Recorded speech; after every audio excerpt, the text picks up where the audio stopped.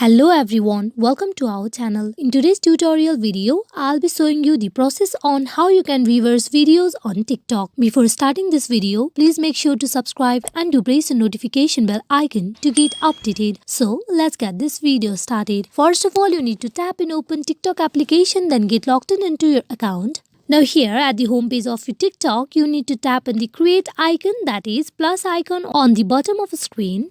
Now here you can either go in for recording a video or you can upload it from your phone gallery. As I am going to upload it, so you tap on upload.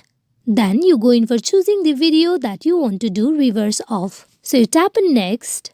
As you can see, the video is in normal mode. Now here you need to tap on the effects on the right panel. Here you can see many effects and the title on it. There you need to scroll to the left, then you can see the option of time, you tap on it.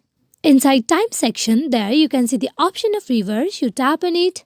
Then you need to tap on save on top right. And as you can see, the video has been turned to reverse mode. Now you can go in for posting this reverse videos on your profile by tapping on next, then using any of the hashtags or the caption that you like. Hope this video is fruitful for you all on how you can reverse videos on TikTok. Thank you.